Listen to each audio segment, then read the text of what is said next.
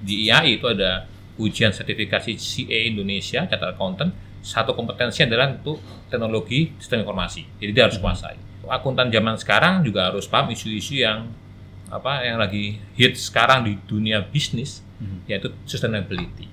Sustainability atau keberlanjutan.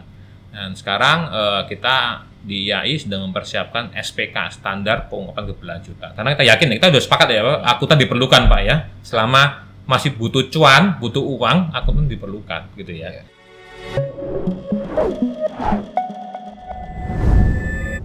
Kembali lagi di podcast Cari Tahu Asosiasi Emiten Indonesia yang kali ini bersama Ikatan Akuntan Indonesia, masih bersama Pak Edward Tanujaya, Direktur Hubungan Kemitraan Ikatan Akuntan Indonesia. Jadi kita di segmen terakhir ini mungkin saya juga akan mau coba recall lagi nih ya. Tadi kita ngobrol banyak Pak Edu. Jadi yang terkait dengan masa depan profesi akuntan Indonesia ya di era mungkin sekarang ada perkembangan teknologi, artificial intelligence ya.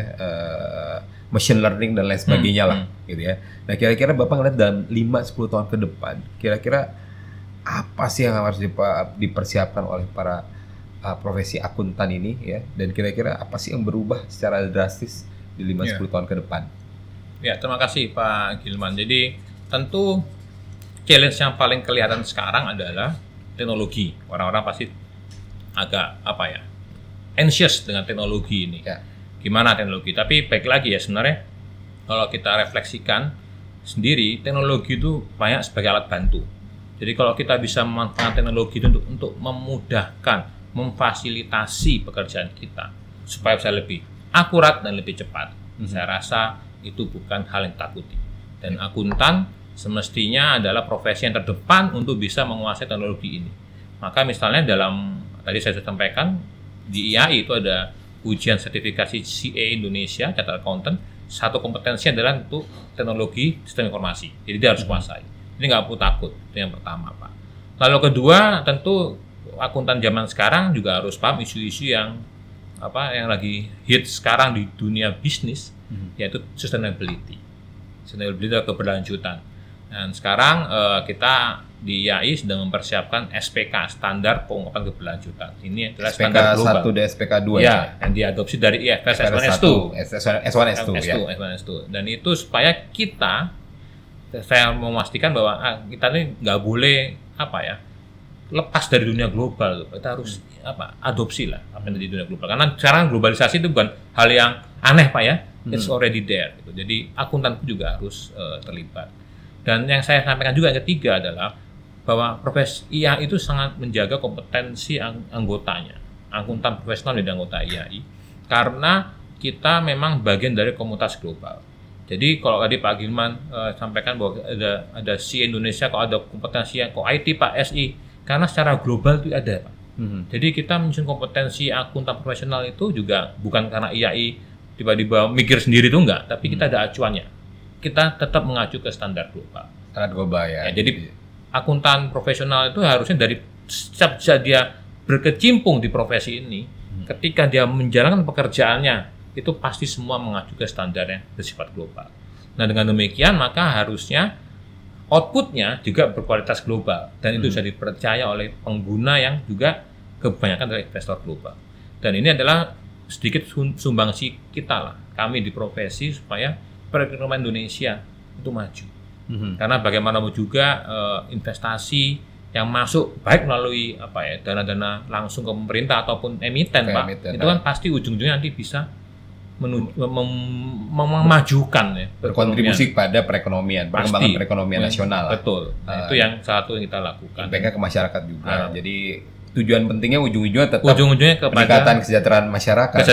Saya rasa IAI juga punya visi yang sama, menuju ke sana kan Pak. Ya. Ketika membina emiten ini harusnya juga emiten berkembang. Kalau emiten berkembang kan pasti perekonomian juga maju. Pak ya, sama-sama dan impact-nya kepada masyarakat.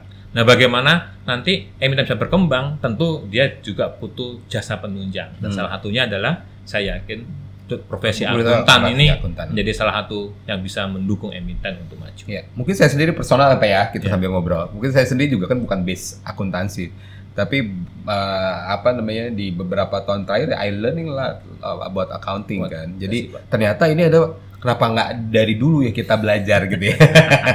Iya. Mungkin banyak juga yang di luar sana nggak suka ngitung lah atau segala macam gitu ya. Tapi ternyata balik lagi pas sudah jump into the business, mau nggak mau we have to learn, we have to understand, we have to apply all the standard kan. Mau nggak mau kita butuh ngerti. Meskipun dia pakai profesi akuntan, dia the business owner atau yang running bisnis juga harus ngerti gitu. Harus paham. Harus tahu ngerti cara baca laporan keuangan, gitu kan Pak ya. Betul. Maka sekarang kayak kita IAI juga ya Pak ya, membantu lah ya, misalnya untuk top level, C-level gitu ya, yang mungkin background-nya bukan akuntansi gitu kan, atau bukan manajemen gitu ya.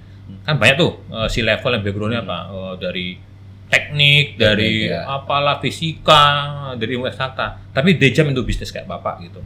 But at the end tuh, kalau Bapak udah top level, mau nggak mau senjata pertama Bapak untuk bisa make decision making adalah baca laporan. Laporan, betul. Financial report gitu kan. Nah, itu kan udah financial report kan ada minimum kompetensinya lah untuk bisa memanfaatkannya. Thanks kalau emang Bapak udah punya sufficient accounting background. Kalau enggak ya you have to learn. Dan kita C-level perlu helikopter view. Menurut saya helikopter view. Helikopter view, jadi dia harus ngerti juga gitu. Jadi dia tahu, sorry ya kalau misalnya akuntannya juga salah gitu ya. Dia harus play bisa something gitu kan, dia juga bisa challenge. Betul. Gitu. Ya. Dan sebenarnya akuntan juga dia udah punya pemahaman financial reporting skill-nya, tapi dia harus tahu bahwa dia financial report itu untuk bisnis kan Pak. Ya. Jadi dia harus tahu namanya bisnis konteksnya. Maka ada istilah yang kemarin kita kenal sebagai business acumen. Bagaimana dia juga punya sense bisnis gitu loh. Karena kalau dia reportnya tuh nggak punya sense bisnis, reportnya juga ngaco kan Pak. Iya. Karena reportnya itu kan report entitas, report perusahaan yang punya business environment, business wise ya, yang punya kondisi industri yang mungkin berbeda sama industri lain. Jadi laporan keuangan pun juga harus bisa mencerminkan keunikan ini. Unikan di masing-masing industri juga gitu. Betul. Ya, itu menarik. Ada concern juga Pak, misal kayak kita punya sekarang mungkin yang terbaru ya, kita kan punya IQ rata-rata is below 80 lah. which is jadi hitung-hitungannya agak susah nih untuk generasi sekarang nih. Ya. Kira-kira buat Bapak nih kira-kira suggest-nya apa nih? Kalau lihat concern kayak begini ini is a simple chit-chat lah ya. Kita ada concern. Kira-kira jadi ancamankah untuk profesi akuntan ke depan bicara supply akuntan di generasi-generasi selanjutnya atau gimana nih? Ya, kita selalu banyak dapat inilah.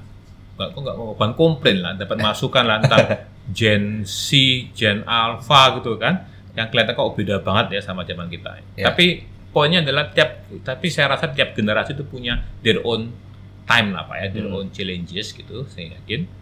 Ya tinggal kita bagaimana bisa ngemong mereka dan memastikan bahwa mereka tuh punya kompetensi yang bisa mereka miliki supaya bisa jadi penerus kita. Itu yang sekarang jadi misi kita. Bahwa cara kita mengedukasi mendidik tuh harus berbeda ya, iyalah. Kita nggak bisa tuh kayak nyetrap mereka gitu kan. Ya, atau nggak dulu lagi bawa kertas folio gede-gede, bikin lasernya. Enggak. We have to find another way. Tapi tetap pastikan bahwa kompetensinya tetap sama, gitu kan. Dan orang suka takut masuk akuntansi itu, wah jago matematika. Gitu. Saya selalu nanya itu kan, kenapa kamu masuk akuntansi? Ada yang nanya, karena saya suka matematika Pak, gitu. Salah, nggak ada matematika sedikit, matematika gampang banget di akuntansi, cuman tambah kurang kali bagi, nggak ada tuh belajar sin cos tangan atau integral gitu kan. Ada salah jurusan, nggak ada gitu. Cuma sederhana. Tambah kurang kali bagi gitu aja gitu. Jadi itu basic lah Pak. Jadi saya sedih juga kalau lihat TikTok itu orang kali bagi atau tambah aja kok masih susah gitu ya. IQ rata-rata kita 78, berarti kan ada yang kurang di logic thinkingnya juga. Logic thinkingnya ya itu mohon lah nanti ya kan pendidikan kita berjenjang dari elementary gitu kan, secondary. Nah itu memang harus sama-sama lah. Dan tapi ini Pak, ini menariknya adalah kita nih pengen meng-campaign profesi ini nggak cuman untuk level mahasiswa Pak. Kita kan ada anggota muda untuk mahasiswa.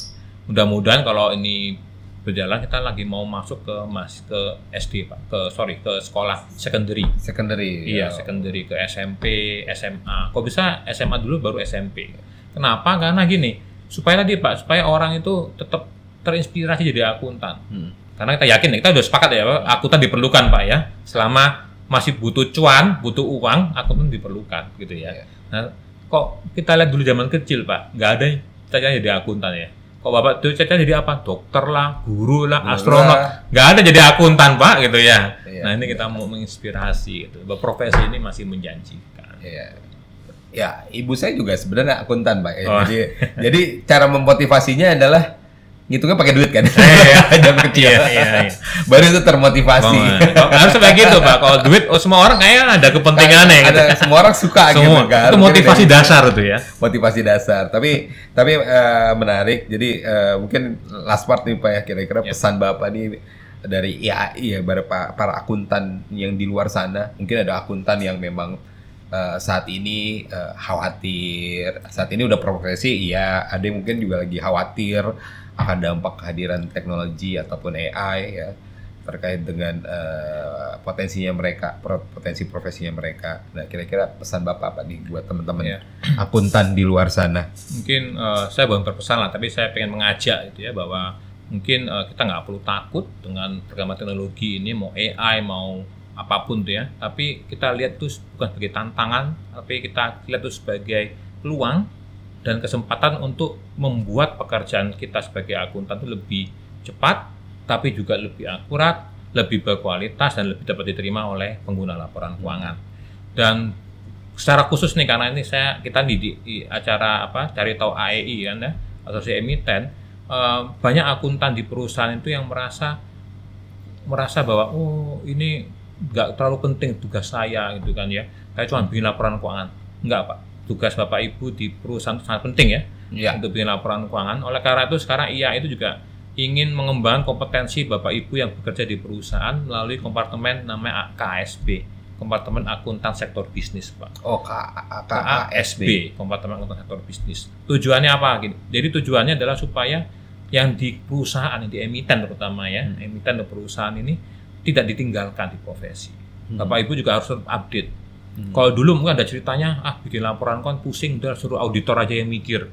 Nah, itu kan salah kaprah Pak. Auditor itu justru tugasnya ngecek laporan keuangan Bapak. Jadi akhirnya malah jadi mereka cuma clerical, dia passing aja ke auditor. Nah, itu kan clerical passing ke auditor. Istilahnya amsyong Pak auditornya namanya Pak ya. Ya kan? Amsyong bikin laporan keuangan yang acak-adut, dia suruh ngaudit, aduh gimana pusing.